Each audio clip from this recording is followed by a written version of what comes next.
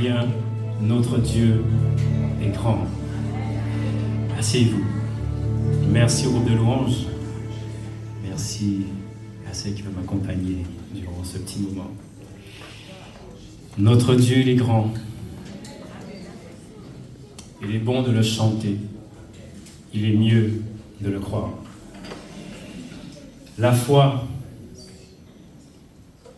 ça a été dit ce matin, c'est Dieu avec nous. Nous croyons parfois que la foi, c'est Dieu va faire. Dieu va faire à notre place. De la Genèse à l'Apocalypse, Dieu veut faire avec nous. Il aime bien que ses enfants l'écoutent, mais pas pour rester trop longtemps assis. Une fois que tu as compris ce que Dieu attend de toi, c'est lève-toi et marche. Ce message ce matin, c'est pour les chrétiens. Pour les chrétiens. Pour les soldats et les soldates de Dieu. Tous ceux, toutes celles qui ont donné leur vie à Jésus-Christ. Tous celles qui ont et tous ceux qui ont osé faire confiance à Dieu et qui restent fidèles malgré les situations. Tous ceux qui ne sont pas chrétiens, vous pouvez rester. Vous allez pouvoir entendre. Mais ce message est adressé aux chrétiens. Pourquoi? Parce que c'est eux qui ont la responsabilité de porter le flambeau de la foi. Dieu attend de nous. Dieu nous a donné comme responsabilité, comme privilège, d'être des porteurs de foi. D'où la nécessité, à chaque fois, de me demander, est-ce que j'ai bien compris ce qu'est la foi biblique? Vous allez bien? Vous êtes prêts? Après la louange, je ne peux pas aller en deçà. La louange est tellement forte, je me suis dit, oh là là, j'ai dû enlever des choses du message et en rajouter, mais j'espère qu'on va garder le tempo. Chrétien, ce message c'est pour toi. Tu peux passer ton temps à dire, Seigneur, Seigneur, je sais que tu peux tout. Tu peux passer ton temps à dire, je puis tout par celui qui me fortifie. Philippiens 4,13. Tu peux passer ton temps à dire, avec Dieu, nous ferons des exploits. Mais sache qu'à la fin, qu'il n'en sera fait que selon ta foi. Car c'est de la qualité de ta foi, de la force de ta foi, de la profondeur de ta foi, que se détermineront la qualité de tes exploits. La foi, ce n'est pas croire que tout ira bien par la grâce de Dieu, mais c'est de croire que Dieu reste fidèle, quelles que soient les situations. Dieu n'est pas un homme pour changer d'avis. Il n'est pas un homme pour faire des promesses quand tout va bien et quand ça va mal dire « Excuse-moi, mais j'avais mal calculé à ce que ma bouche dit. » Quand Dieu promet, il fait. Quand il dit, cela se réalise. Quoi que tu penses, quoi que tu vois, rien n'est au-dessus de la parole de Dieu. C'est quoi la foi? Chanter, prier, m'écouter, c'est de décider de marcher, d'avancer, de travailler, de donner le meilleur de soi-même, même quand tout va mal. Même lorsque tu n'en as pas envie. Même lorsque ton entourage ne mérite pas tes efforts. Lorsque personne ne mérite ta peine, ton talent, ta présence. Même quand tout ne va pas bien par la grâce de Dieu, la grâce de Dieu demeure présente. La foi ne surgit pas dans nos moments de culte la plupart du temps, mais surtout dans les difficultés. C'est dans les difficultés que l'on découvre véritablement la hauteur, la largeur, la profondeur de sa foi. C'est dans les situations particulières que la véritable foi peut se manifester. Souvent, nous voulons que Dieu fasse. Nous croyons avoir la foi quand tout se passe bien. Mais quand tout se passe bien, tu ne sais pas si tu as la foi. Tu sais juste que tu te sens bien. Quand tout va bien, je me sens bien. Quand toutes les étoiles sont alignées, j'ai toujours l'impression de voir Dieu. En fin de compte, à quel moment que nous voyons Dieu? Quand tout se passe bien dans notre vie. Mais ce n'est pas ça, la vie chrétienne. Ce n'est pas ça, la foi en Dieu. Ça, c'est ce que nous voulons au fond de nous. Nous aimerions que, comme un Père Noël, quand j'invoque Dieu, il m'enlève tous mes problèmes. Et c'est ce Dieu que nous invoquons. Mais ce Dieu n'est pas biblique. Seigneur mon Dieu, Père éternel, merci pour le Dieu que tu es. Merci pour ce que tu vas nous permettre de saisir, de comprendre ce matin. Aide-nous, mon Dieu, à véritablement réinterroger notre foi. La foi biblique. La foi du chrétien. Aide-nous, mon Dieu, à enlever ce qui ne vient pas de toi. À garder ce qui vient de toi. À accepter ce qui nous dérange.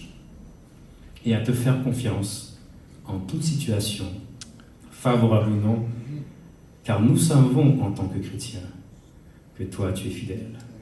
Amen. Amen, amen. Bien.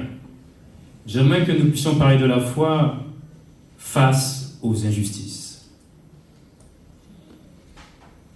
Comment nous allons prendre Jérémie. Peut-être que je vous poserai des questions aujourd'hui. Jérémie 12, versets 1 à 4. Et nous allons prendre notre temps. Regardez ce que Jérémie dit, et vous allez voir que parfois, derrière nos prières, derrière nos mots, il y a autre chose que nous voulons dire à Dieu.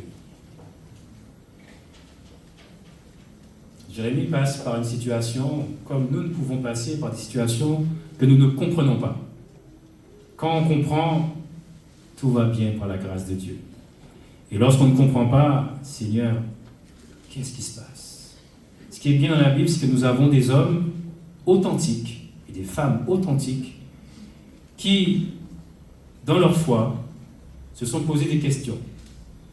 Et au lieu de se dire, tout va bien par la grâce de Dieu, ils ont dit, Seigneur, excuse-moi, mais je ne comprends pas.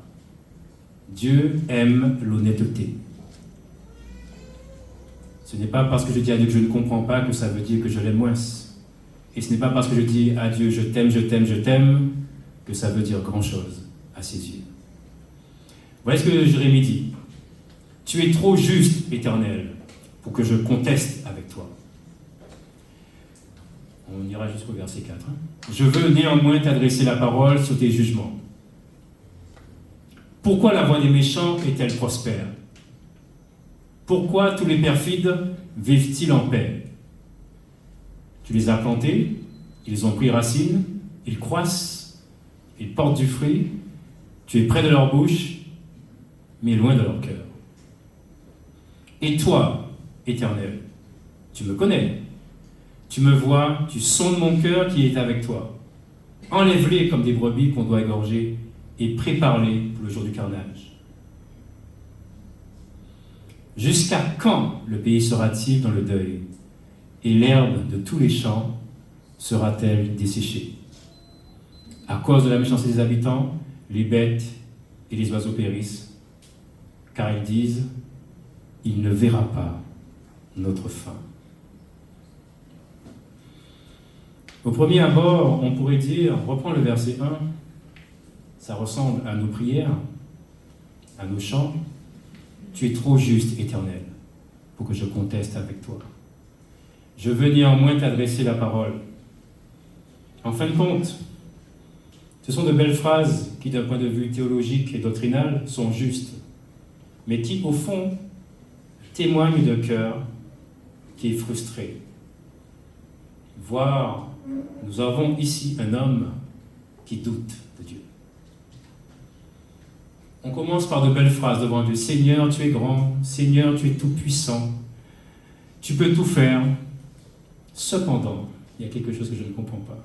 En fin de compte, je veux néanmoins enlève tout ce qui a été dit avant.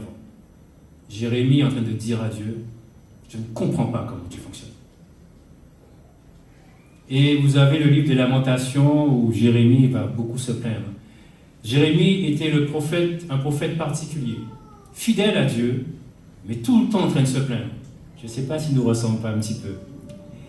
Et c'est pour ça que dans la langue française, on a retenu les jérémiades de Jérémie. Quand on se plaint, arrête avec tes jérémiades. Arrête de faire comme Jérémie. Il se plaignait 24 sur 24. Quand tu ne comprends pas ce qui se passe dans ta vie, quelle est ta posture? Quel est ton cœur? Qu'est-ce que tu dis à Dieu? Pas ce que tu dis aux hommes. Qu'est-ce que tu dis véritablement à Dieu? Seigneur, tu n'es pas à la hauteur? Je m'attendais tellement à autre chose de toi, Seigneur. Mais vous savez, comme on est tortueux et hypocrite, on ne va jamais dire à Dieu directement qu'on n'est pas d'accord avec lui. On lui dira, Seigneur, je ne comprends pas. Mais si tu dis à Seigneur, je ne comprends pas, si tu es en train de dire au Seigneur, je ne suis pas d'accord avec toi. Parce que tu aurais dû dire, Seigneur, je ne comprends pas, mais je te fais confiance. Mais le fait que tu ne mets pas confiance derrière, c'est, je ne comprends pas, et tu es en train de demander à Dieu de s'expliquer. Explique-moi ce que tu es en train de faire. Un peu ce que a essayé de faire Job à un moment avec Dieu. Il souffrait, bon, il a tenu, et après il dit, bon, je règle mes comptes avec Dieu, en disant, bon, Seigneur, là, tu as la chance que tu es plus grand que moi, sinon... Et parfois, nous sommes comme ça. Nous plions la tête devant Dieu, mais ce n'est pas l'humilité qui nous fait plier la tête. C'est que nous savons que nous avons affaire à quelqu'un de plus fort que nous. Et vous savez, avec pas ni raison de mon poule. On voit Dieu, mais Dieu connaît la profondeur de notre cœur. Il sait qu'on n'est pas d'accord avec lui. Et face aux injustices, la tendance naturelle, lorsque nous vivons une injustice, lorsque nous croyons vivre une injustice, lorsque nous ressentons une injustice, qu'elle soit vraie ou fausse, je la ressens. Soit on se plaint, soit on cherche à rétablir le droit par nos propres forces. Parfois on ferme les yeux, on se tait, on change de sujet, on nie la situation, ou on se plaint un petit peu de Dieu, en toute subtilité.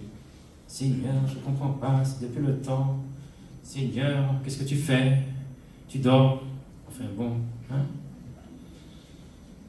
Vous savez, les difficultés sont les révélateurs, sont les dérangeurs de l'état de notre foi.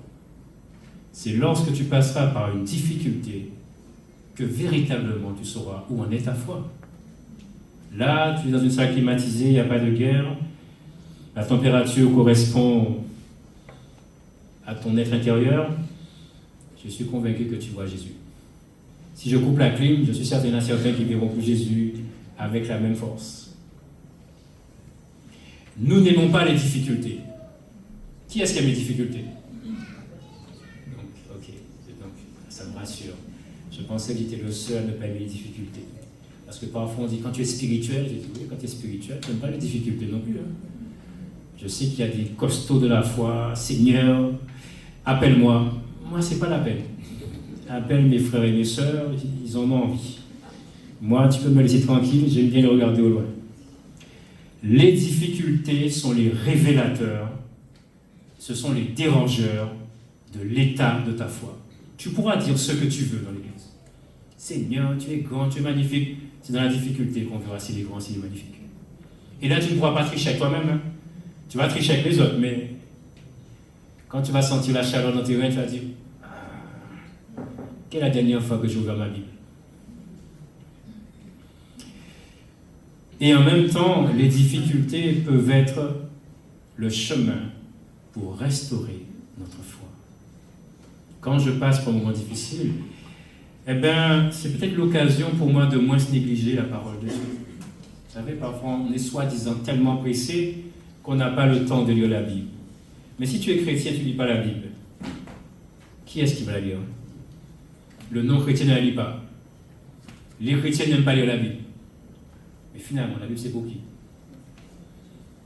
Quiz. Je vous pose la question, c'est pour qui?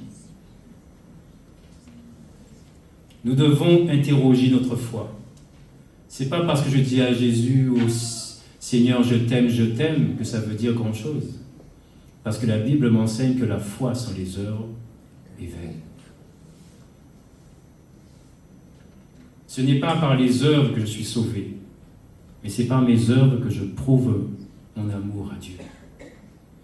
Comme tu m'as tout donné, eh bien je vais faire ça pour toi. Et je vais en faire au-delà de ce que tu me demandes, parce que j'estime que tu le mérites.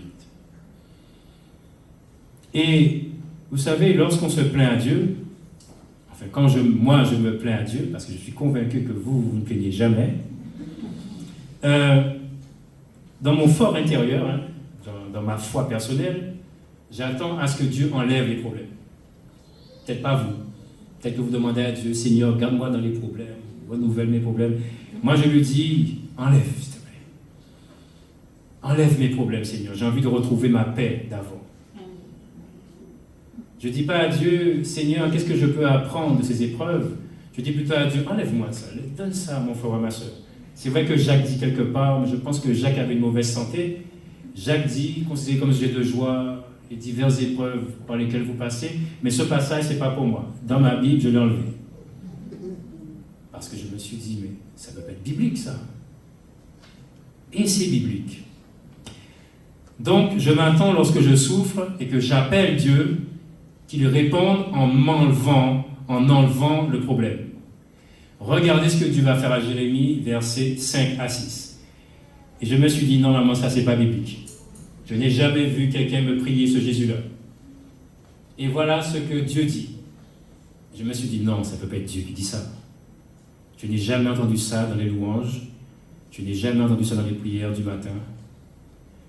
Voilà ce que Dieu dit à Jérémie. Si tu cours avec des piétons et qu'ils te fatiguent, comment pourras-tu lutter avec des chevaux? Et si tu ne te crois en sûreté que dans une contrée paisible, que feras-tu sur les rives orgueilleuses du Jourdain? Continue. Car tes frères eux-mêmes et la maison de ton père te trahissent. Ils crient eux-mêmes à pleine voix derrière toi. Ne les crois pas, quand ils te diront des paroles amicales. Et là, j'ai été choqué par les propos de Dieu. Dieu va me dire, car tes frères eux-mêmes et la maison de ton père te trahissent. Mais je vais dire, mais Seigneur, bouge, fais quelque chose. Change leur cœur. Détruis-les. Enfin, c'est mes frères, mais bon, ici même pas. Pourquoi Dieu me dit ça? Je n'ai pas envie que Dieu me dise ça. Vous, dans une difficulté, vous voulez que Dieu vous dise, eh bien, c'est pour ça seulement que tu pleures? Seigneur, tu n'es pas spirituel, Seigneur. Je m'attendais que tu me dises, je te comprends. Tout va bien par la grâce de Dieu, je vais enlever les problèmes. Dieu dit, Jérémie, Jérémie, je t'ai appelé pour quelque chose de particulier, Jérémie. Chrétien, je t'ai appelé pour quelque chose de particulier. Et parfois tu pleures pour pas grand-chose. Parfois tu pleures avant même d'avoir mal. La douleur n'est pas encore arrivée que tu cries déjà. Dieu est en train de dire à Jérémie que les difficultés qu'il rencontre aujourd'hui ne sont qu'une préparation à des épreuves plus grandes. Et là, normalement, j'aurais dû entendre « Amen !» Et je devais être le seul à ne pas dire « Amen ». J'ai dit « Seigneur, le Jésus qu'on m'a appris depuis mon enfance, ce n'est pas ce Jésus. On m'a donné un Jésus qui enlève tous mes problèmes. Quand tu deviens chrétien, plus aucun souci. Et j'ai l'impression que je suis le seul chrétien qui a encore des soucis. Je sais que vous n'en avez plus. Et je suis fier et heureux. Donc l'idée ici n'est pas de décourager Jérémie, mais d'inviter Jérémie à développer sa résilience, sa confiance, mais surtout sa foi. On pourrait le dire dans notre jargon assez plaivé, en nullité. Seigneur, j'ai mal, j'ai mal. Bon, on sait que tu as mal, mais arrête de pleurer et marche. Ah, c'est pas spirituel. Écoute-moi bien. Si les petits défis de la vie t'épuisent déjà, comment feras-tu face aux grandes épreuves? Si tu te sens fort que lorsque tout est calme et facile, si tu te sens spirituel que dans l'église, c'est dans l'église que tu veux parler en langue, c'est bien. Que feras-tu lorsque la tempête arrivera? Que feras-tu quand tu vas sortir de l'église? Tu penses que c'est ici qu'on a besoin d'hommes et de femmes puissants dans la foi? C'est pas la peine. À la rigueur, nous invitons tous ceux qui n'ont pas encore la foi. Pour que lorsque tu sors, ah ouais, là je sens que je peux glorifier mon Dieu. L'église, c'est un stade, c'est un gymnase, c'est un lieu d'entraînement. Tu viens ici pour entraîner ta foi. C'est un hôpital. Tu viens pour soigner ta foi. Tu viens pour te penser. C'est des urgences. Tu viens parce que, waouh, tu n'as pas fait attention. Mais qui parmi vous pense que lorsqu'il va aux urgences, il est amené à vivre dans les urgences? Qui, lorsqu'il va à l'hôpital, son objectif, c'est de rester dans un hôpital? Ce n'est pas le but d'un hôpital. Mais c'est pareil pour l'Église. Le but, ce n'est pas que l'Église soit remplie de chrétiens et qu'ils soient contents d'être dans l'Église seulement, mais c'est de faire des hommes et des femmes de foi, du sel de la terre. Mais le sel, à quel moment qu'il est utile? Lorsque je l'enlève du pot et que je le mets dans un repas. Mais c'est pareil, le chrétien. C'est pas dans l'Église qu'il est utile, le chrétien. C'est lorsqu'il sort de l'Église. Je sais qu'il y a des spécialistes de l'Église, qu'il y a des amoureux du bâtiment. Je rappelle que nous ne sommes pas des catholiques. Et qu'un évangélique qui aime le bâtiment, trop le bâtiment, évangélique catholique, je ne connaissais pas encore. Je ne peux pas dire que je suis le temple de cet esprit et tomber amoureux du bâtiment. Je ne peux pas dire que cet esprit est en moi et c'est seulement dans l'église que je sens Dieu en moi. Oui, mais bon, c'est à l'extérieur qu'on veut ressentir Dieu en toi. C'est dans tes relations qu'on veut ressentir Dieu en toi, dans ton travail. À la rigueur, si tu ressens rien ici, c'est positif. Si tu ressens tout à l'extérieur, c'est mieux. Nous devons réinterroger notre foi. Jésus n'est pas mort sur la croix pour que les chrétiens soient puissants dans le bâtiment et totalement inexistants à l'extérieur du bâtiment. Jésus n'est pas mort pour ça. Je n'ai pas besoin que tu m'enseignes la parole de Dieu. Ce que je veux dire, c'est celui qui est à l'extérieur qui doit être exhorté. Ce que j'ai besoin, c'est pas que tu me prêches avec ta bouche, c'est que tu me prêches avec ta vie. Ça va? Des exemples concrets. Dieu est en train de dire à Jérémie, apprends à grandir dans les périodes tranquilles pour être prêt quand les vrais défis se présenteront. Je me prépare à l'église pour l'extérieur. Je ne viens pas à l'église pour entendre quelqu'un. Bon, s'il parle bien, c'est pas mal. Mais ce n'est pas ça le plus important. Je ne viens pas à l'église pour chanter. Si je chante, c'est bien. Mais quel est l'objectif final de tout ce qu'on fait dans l'église? S'armer pour ensuite aller dans le monde. Aller faire de toutes les nations des disciples. Baptiser le nom du Père, du Fils et du Saint-Esprit. Et voici, je suis avec vous jusqu'à la fin du monde. Mais pour aller, il faut qu'on soit costaud. Imaginez des soldats, tout le monde est blessé, tout le monde est fatigué. On a perdu la guerre. Ce que Dieu veut, c'est des hommes et des femmes de foi. Un homme et une femme de foi, c'est un homme et une femme qui sait se repentir. Rapidement. Tu sais ce qui ne va pas? Arrête de jouer avec ce qui ne va pas. Supplie Dieu. Change. La véritable foi change ton quotidien. Si ta grande foi ne te permet que de chanter, que de louer, et ne change rien dans ton caractère, jette cette foi-là, c'est rien. C'est une perte de temps. Tu perds ton temps. Tu es en train de me dire que Dieu est tout puissant, il est capable de déplacer des montagnes, et il n'est pas capable de changer ton caractère? Ah, ce Dieu ne m'intéresse pas. Moi, ça ne m'intéresse pas, ce Dieu. Tu penses que je suis devenu chrétien pour venir m'asseoir à l'église, me climatiser le dimanche? Tu penses sincèrement que j'ai que ça à faire? Réfléchis. Jésus est mort sur la croix. Dieu a donné ce qu'il avait de plus précieux. De tous les plans possibles, Dieu a choisi le meilleur plan. Et le meilleur plan, c'était de sacrifier son Fils. Sacrifier ce qu'il avait de plus précieux pour te montrer à quel point il t'aime et que maintenant, ta vie a de l'importance. Tu n'es pas n'importe qui. Tu ne peux pas vivre comme quelqu'un de médiocre. Tu es malade? Tu peux être malade en pleurant ou tu peux être malade en souriant. Où est le problème? La maladie fait ses affaires, je fais mes affaires. Pourquoi tu es concentré tellement? Regarde à Jésus, l'auteur de la foi. C'est dur ce que je dis, je sais, mais moi aussi je m'entraîne à ça.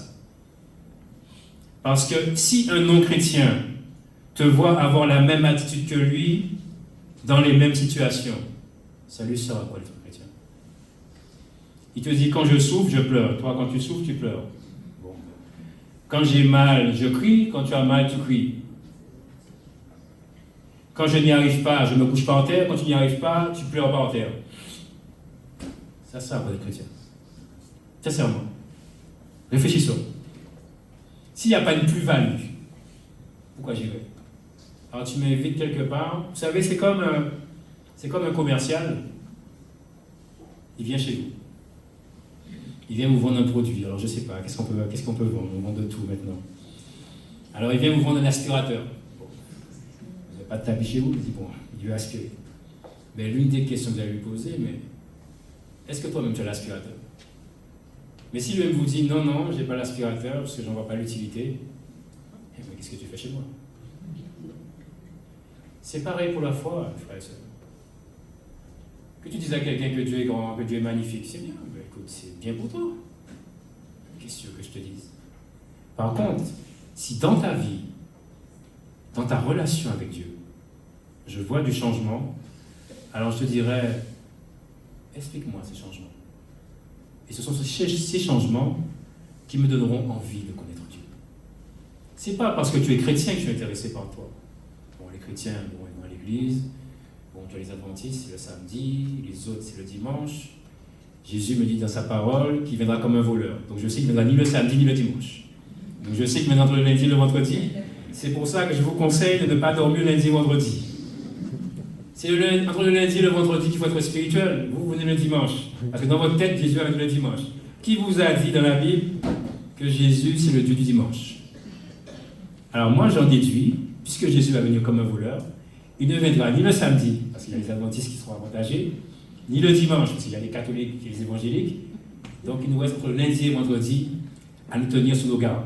Donc dès demain, bon, au fait, comme Jésus revient comme un voleur, j'espère qu'il n'y a personne d'entre vous qui a un matelas chez lui. Quoi, vous vous couchez? Vous faire quoi? Si Jésus arrive, vous êtes en train de dormir. Donc moi, je vous conseille, dès ce soir, de dormir près de la porte debout avec votre valise. Ah, c'est bien de croire, mais c'est mieux de vivre sa foi et d'être vigilant. Parce que là, je pars en vacances. Il dit, eh bien, d'accord, le diable est en vacances? Ah, mais je suis en vacances. Je pars en vacances. D'accord. Donc, à partir de ce soir, tous ensemble, nous allons dormir auprès de la porte. Et quand Jésus va arriver, on va dire, Seigneur, tu as vu comme je t'attends? Et Jésus est merveilleux, il va nous dire, ah ouais, j'ai enfin trouvé un homme et une femme de foi. Amen. De façon pratique, pour ceux qui font des études, les étudiants de tout âge, si un simple devoir te décourage au point de vouloir abandonner, comment est-ce que tu vas réagir devant un examen ou un concours? C'est ce que Dieu dit à Jérémie. Pour le travail, si une remarque constructive de ton responsable te met complètement à terre. Ah, j'ai pas aimé ce qu'il m'a dit. C'est vrai. Ah, mais j'ai pas aimé ce qu'il m'a dit. Comment est-ce que tu vas gérer une crise professionnelle? Une restructuration ou la perte d'un emploi? Réfléchis. Les sportifs, ça a été dit ce matin à la louange, prends soin de ton corps. Je sais que ce n'est pas éternel ton corps, mais c'est la voiture par laquelle Dieu te permet de te déplacer. Donc prends-en soin dans la mesure du possible, d'accord? Donc, pratiquez une activité sportive 3 fois par semaine. On ne l'a jamais dit, je vous le dis. Minimum 45 minutes. Une fois que c'est dit, tu ne peux plus l'oublier. Ah, j'entends des sourires, je sais. Si tu abandonnes à la première séance difficile, comment pourras-tu terminer un marathon ou une compétition exigeante? J'ai connu quelqu'un qui était allé courir, hein, mais dès le départ, c'est-à-dire les premiers mètres, j'ai dû lui dire, mais t'as pas encore commencé à courir, tu es déjà essoufflé. Et quand elle a réfléchi, vous savez qu'elle a arrêté? Le cœur de l'homme est tortu. Tu n'as pas encore commencé à faire quelque chose que tu souffres déjà. Tu n'as pas encore commencé à faire des pompes que tes sourcils sont déjà froncés. Mais arrête. Dans tes relations, si un désaccord mineur détruit une amitié, ou s'il en faut peu pour que tu veuilles divorcer, comment est-ce que tu vas traverser des épreuves plus profondes, comme une maladie ou un deuil? C'est ce que Dieu est en train de dire à Jérémie. Si tu perds tes moyens devant les petits contretemps du quotidien, un retard, une critique, un échec, tu es déjà couché par terre, comment t'aideras-tu quand la vie te confrontera à une crise majeure? Si tu ne sais avancer que lorsque tout est stable et confortable, que feras-tu lorsque tout changera brusquement?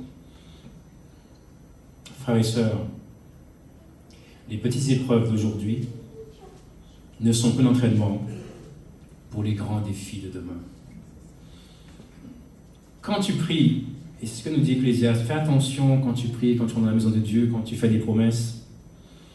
Si dans votre cœur, libre à vous, vous décidez, libre à vous, de vouloir faire de grandes choses pour Dieu, libre à vous. Par contre, je vais te dire quelque chose, tu seras éprouvé. C'est simple. Parfois, ce que nous voulons faire pour Dieu nécessite une foi particulière, que nous n'avons pas. Dieu va nous entraîner, par le biais des difficultés, pour faire grandir notre foi. Et celui et celle qui reste fidèle à Dieu, dans l'épreuve, en ressort transformé. Je dis bien, celui qui passe par l'épreuve et qui demeure fidèle à Dieu. Parce que pourquoi je dis ça? En général, lorsque nous souffrons, c'est l'occasion pour pécher. En disant, en tout cas moi c'est comme ça, je ne sais pas pour vous, mais j'ai toujours une bonne excuse pour pécher parce que je souffre. Ben oui, c'est normal que je pêche puisque je souffre. Et après je vais demander pardon à Dieu. Mais Dieu me dit dans sa parole, si quand tu passes par l'épreuve, tu restes fidèle, c'est-à-dire comme le dit le psaume 37, tu continues à pratiquer le bien, à faire ce qui me plaît, pas à faire tes affaires, pas à m'aimer comme tu veux, non, c'est pas ça que je te demande, à faire ce que ma parole te demande, alors tu en ressortiras grandi, comme le dit Jacques. Et un chrétien qui passe par une épreuve et qui reste fidèle à Dieu est un nouvel homme, est une nouvelle femme de foi. Et ce qui te brisait au départ deviendra une pierre dans quelques années. Et tu verras que ce n'est pas l'épreuve que Dieu a enlevée. C'est toi qui es devenu beaucoup plus fort, beaucoup plus costaud, beaucoup plus apte. Et lorsqu'à ce moment-là que tu témoignes aux autres, ils vont dire, véritablement, j'ai quelqu'un qui a une expérience de la foi. Si ta confiance en Dieu vacille au moindre retard dans la réponse à tes prières, comment ta foi restera-t-elle ferme lorsque tu traverseras une véritable période d'épreuve? C'est ce que Dieu est en train de dire à Jérémie et c'est ce que Dieu nous demande.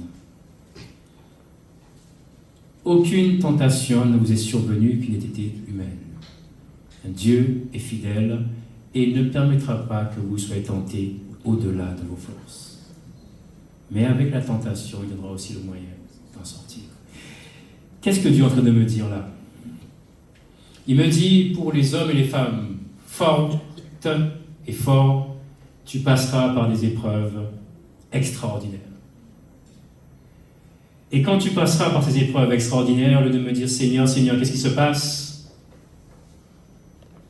Rappelle-toi ce que je te dis dans ma parole. Je ne te laisserai jamais tomber. Si je te permets, si j'autorise cette épreuve à subvenir dans ta vie, c'est que je sais que tu as les épaules pour tenir. Et si tu regardes à moi, tu ne flancheras pas. Et quand tu auras envie de flancher, je te montrerai la porte de sortie. Et tu en ressortiras encore plus grand. La foi, frères et sœurs, c'est on me prend, on me brise, et j'en ressors encore plus grand. Et que celui-même qui me brisait finit même par se décourager. Lorsque je fixe mes yeux sur Jésus-Christ, pas sur ce que je veux, alors je comprends une autre vérité que je n'arrivais pas à comprendre quand tout allait bien. Pourquoi je passe par telle épreuve? Seigneur, ce n'est pas juste. Je n'ai rien fait, Seigneur. Mais je suis gentil. Gentil? Pourquoi tu vas pas voir mon frère qui je sens qu'il n'est pas très spirituel? On pense comme ça. Alors que Dieu est en train de me dire, mais j'ai tellement confiance en toi que je sais que tu seras capable de supporter et d'être un exemple pour tous ceux qui vont te regarder. Ce que j'attends de toi, c'est de garder la foi. Car je ne suis pas un homme. Les épreuves, alors je vous le dis, je l'ai écrit, mais je suis mon Dieu, je vais mettre... les épreuves sont là pour muscler ta foi. On ne dit pas amen. Alors, vous voulez tout le monde avoir une bonne foi, vous ne voulez pas vous muscler? Bon, j'aime pas la phrase, hein, mais... Enfin, j'aime pas les épreuves. J'aurais préféré mettre les bénédictions sont là pour muscler ta foi. Mais j'ai dû écrire que les épreuves sont là pour muscler ta foi. Il y a des vérités que nous devons apprendre à connaître. Il y a des vérités que nous devons accepter. Et il y a aussi des vérités que nous devons apprendre à supporter. C'est-à-dire que Dieu me demande quelque chose, et dit, ah ouais, Seigneur, tu t'es bien, Seigneur. Tu rigoles. Tu me demandes, mais non, pas pour moi, ça. Je suis régulièrement en guerre avec Dieu. Je perds tout le temps, mais Dieu sait que je ne suis pas facile. Et quand il vient, alors peut-être que quand Dieu vient vers vous, vous allez dire, ah Seigneur, merci. Moi, quand Dieu vient, je dis, Monsieur, tout ça de chrétien, c'est dire mon dos que tu es aujourd'hui, Seigneur. Pourquoi? Parce que je sais que lorsque Dieu vient, c'est pour me pousser, me faire sortir de ma zone de confort. Je viens de changer, je suis en train d'apprécier ce nouveau moi, et Dieu me dit avant, je dis, Seigneur, lâche-moi un petit peu, Seigneur. Quand je te prie, tu vois bien, je ne te demande rien, moi. Je préfère dire merci, Seigneur. Mais je ne suis pas du genre de Seigneur, fais-moi grandir. Je faisais ça avant, mais j'ai arrêté. Vous savez, Dieu est un Dieu d'humour. Alors, j'avais lu quelque part, ou j'avais entendu quelque part, et vous l'avez sans doute lu aussi, c'est que Dieu prend soin de soi, il prend soin de ses fidèles, même lorsqu'il dort. Vous l'avez lu, ça? Je sais que vous connaissez ça, on aime ces passages-là. Et il y a quelques années en arrière, je voulais grandir en connaissance. Alors le soir, quand j'allais me coucher, je disais, Seigneur, remplis-moi de toi. Enfin, je disais, mais moi. Et je m'attendais à ce que le matin, j'ai plus de connaissances. Mais avec conviction, hein, l'homme avait de la conviction. J'étais convaincu qu'en priant de tout mon cœur, le lendemain, j'aurais plus de connaissances. Et vous savez qu'est-ce que j'ai remarqué au bout de quelques mois? C'est qu'à chaque fois que je faisais cette prière, il y avait quelqu'un qui m'offrait une Bible. Et à un moment, j'avais plus de place à la maison pour les Bibles, donc j'ai dû me débarrasser de Bibles. Et c'est quand je me suis débarrassé d'une boîte de Bibles, je me suis dit, aïe, c'est qu'à chaque fois que je demande à Dieu de grandir, il me dit, tiens, tu veux grandir, lis. Et j'ai dit, Seigneur, ok, je vois qu'il n'y a pas moyen de te changer, c'est à moi à changer. Tu veux grandir en foi. Lis la parole de Dieu. Si tu ne comprends pas, dans l'Église, Dieu a mis des hommes et des femmes qui seront capables de t'expliquer. Ne justifie pas ta paresse. Seigneur, je ne comprends pas. Mais non, dis, Seigneur, je n'ai pas envie de comprendre. Sois honnête avec Dieu. Parfois, la source de notre foi, ce n'est pas l'amour de Dieu, hein, c'est la paresse. Seigneur, tu es grand, tu es puissant. Tu dis ça pourquoi? Parce que j'ai rien envie de faire. Pourquoi tu dis que Dieu est grand? pour te rendre plus zélé ou pour moins en faire. Dieu nous dit que le cœur de l'homme est tortueux. Parfois, Seigneur, tu n'es pas comme tous les hommes, tu n'es pas comme les êtres humains, tu n'es pas... Pourquoi tu dis ce que tu dis? Mais parce que j'ai péché, qui n'a pas envie de me repentir. Si je vais dire ça à un frère ou une sœur, il me dit, il faut changer. Le Seigneur ne me juge pas. Hein, on aime dire ça. Le Seigneur ne juge pas. Ah ouais, le Seigneur condamne. C'est pas pareil. Mais c'est pire. Nous croyons qu'en devenant chrétien, qu'il n'y aura plus aucun problème dans notre vie. C'est une foi qui est séduisante, qui permet d'attirer des gens dans l'Église, mais qui n'est pas sérieuse et qui n'est pas biblique. Nous allons prendre Colossiens 2, versets 1 à 23. Je vais juste prendre le verset 1 en français courant. D'accord? Vous lirez le reste. Je parle à tous les hommes de Dieu, les responsables, toutes les femmes de Dieu, tous les chrétiens. Regardez ce qu'un exemple spirituel dit. Colossiens 2, c'est ça? Colossiens 2, verset 1. Je tiens à ce que vous sachiez. Il aurait pu ne pas l'écrire, hein, mais il a écrit pour que nous nous rappelions que la vie chrétienne, ce n'est pas une richesse potable. Je tiens à ce que vous sachiez combien dure est la lutte que je livre pour vous, pour ceux de Laodicée et pour bien d'autres qui ne me connaissent pas personnellement. Second 21, même verset. Je veux en effet que vous sachiez à quel point il est grand le combat que je soutiens pour vous, pour ceux qui sont à Laodicée et pour tous ceux qui n'ont jamais vu mon visage. La vie chrétienne, c'est un combat spirituel. La vie chrétienne, c'est un combat spirituel. Et c'est pas trop contre les esprits qu'on voit un petit peu partout. Hein. Premièrement, c'est contre soi-même. Le plus grand des combats, c'est contre soi-même. Notre désir de forcer Dieu à faire ce que nous voulons. Et pas nous soumettre à sa parole.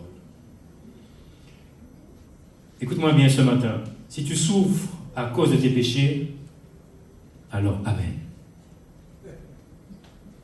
C'est une grâce devant Dieu. Cela te prouve dans ta chair, dans ta vie, que Dieu est vrai et qu'il existe. Ton problème, il est simple. Tu n'as qu'à continuer à pleurer. Tu pêches et tu me dis, ça te fait mal. C'est bien. Amen.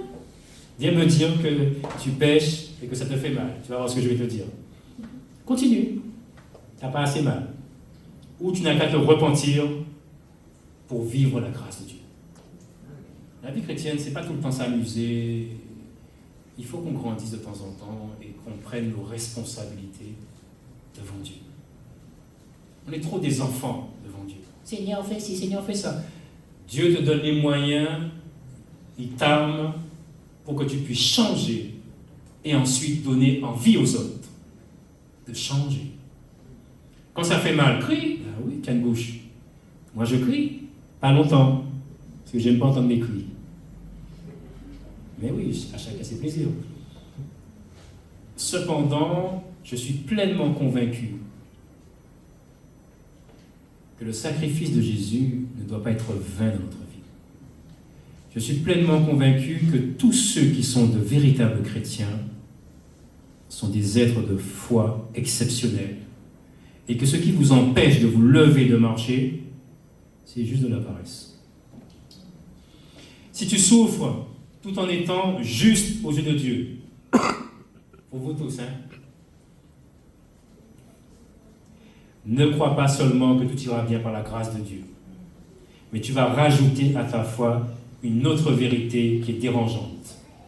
1 Pierre 2, versets 19 à 23. Second 21. J'aime pas ce passage, mais il est présent dans la Bible. Car c'est une grâce. Aïe, aïe, aïe. Cherche chez toi ce qu'est une grâce. C'est quand on fait ton anniversaire, qu'on donne des cadeaux, enfin bref.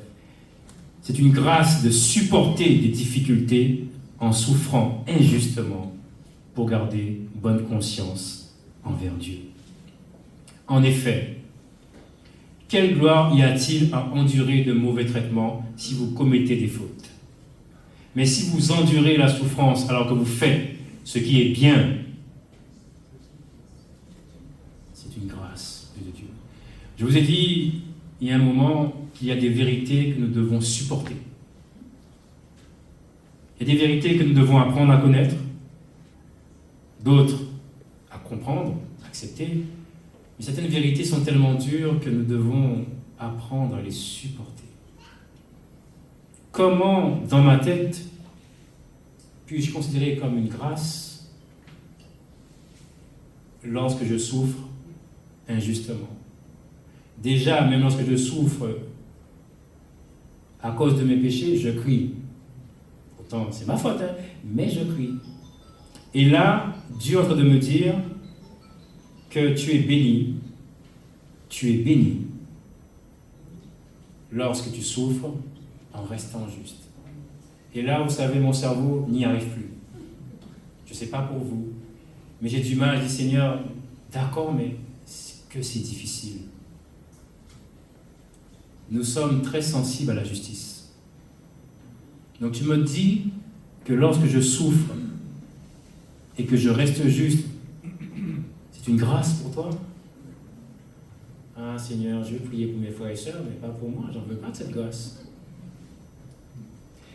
Vous voyez pourquoi que lorsque vous allez passer par la souffrance, car nous allons tous passer par la souffrance, ne considérez pas toutes vos souffrances comme des malédictions. Ne considérez pas toutes vos souffrances en vous disant c'est parce que Dieu ne m'aime plus. Si Dieu était vivant, arrête de penser bêtement. Lis la parole de Dieu. Et même si c'est dur à accepter, dis Seigneur, ok, mais waouh, aide-moi à comprendre cette grâce, à la supporter. De fait, c'est à cela que vous avez été appelés. J'ai dit, sauf moi. Dieu est en train de me dire dans sa parole, verset 21, que nous avons, en tant que chrétiens, été appelés pour souffrir. Ah, si on m'avait dit ça au début, c'est pas ce que je venu.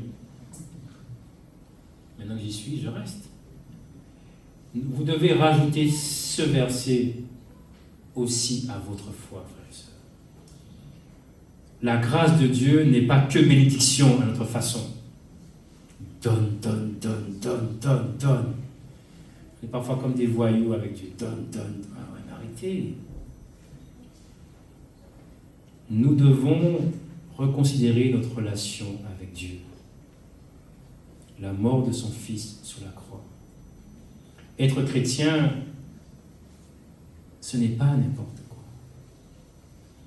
Vous n'êtes pas n'importe qui. Mais ce n'est pas parce que vous n'êtes pas n'importe qui que vous n'allez pas souffrir comme les autres.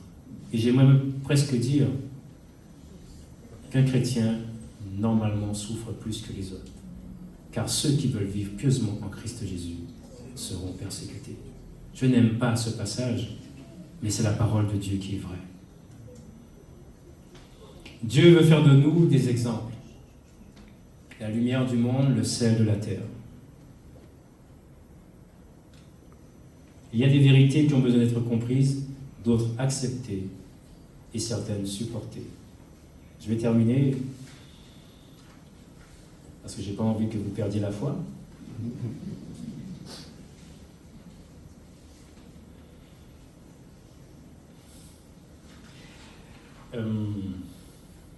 Hébreux 11, verset 6. Or, sans la foi, il est impossible de lui être agréable. Second 1910. Car il faut que celui qui s'approche de Dieu croit que Dieu existe et qu'il est le rémunérateur de ceux qui le cherchent. Ce verset doit me pousser à me poser des questions. Est-ce que je cherche réellement Dieu ou seulement son aide quand j'en ai besoin? Est-ce que ma foi influence mes décisions quotidiennes? Ou est-ce ce qui influence mes décisions, c'est la peur, le désir, la crainte, la nécessité? Est-ce que je fais confiance à Dieu même lorsque je ne comprends pas tout? Ou est-ce que ma confiance en Dieu est conditionnée à ma compréhension ou lorsque Dieu me donne ce que je lui demande? La promesse qui nous est faite à travers ce passage, c'est que Dieu ne reste pas indifférent à celui qui le cherche avec sincérité. Même si les réponses ne viennent pas toujours de la manière ou au moment attendu, la foi ouvre une relation de confiance avec Dieu. Hébreux 11, verset 6 nous enseigne que la foi est la porte d'entrée d'une relation authentique avec Dieu.